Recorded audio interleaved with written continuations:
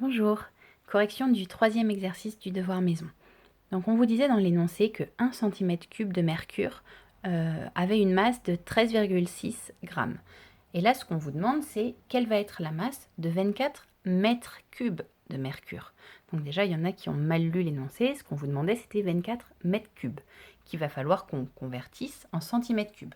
Donc petit tableau de conversion en volume, vous n'oubliez pas, 3 colonnes pour chaque unité. Donc 24 mètres cubes. Je remplis jusqu'à droite des centimètres cubes, ça fait 24 millions de centimètres cubes.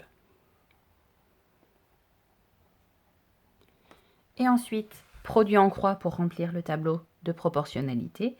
Je fais 24 millions fois 13,6 divisé par 1. Et on trouve 326 400 000. Et on est en grammes. Bien. On vous demande de donner cette réponse dans une unité adaptée. Donc ici, ça c'est des grammes.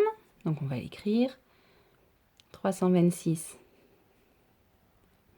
400 000 grammes. Si j'enlève là 3 zéros, ici je suis en kilogrammes. Et je vais carrément mettre ma virgule ici pour avoir des tonnes. Donc on conclut que 24 mètres cubes de mercure pèse 326,4 tonnes. Question B. On vous demande maintenant, est-ce qu'il est possible de remplir une bouteille? Est-ce que 10 kg de mercure vont passer dans une bouteille de 1 litre? Donc une bouteille de 1 litre, vous savez que 1 litre c'est 1 décimètre cube, d'accord? Le litre est ici. Donc en fait 1 litre c'est 1000 cm3.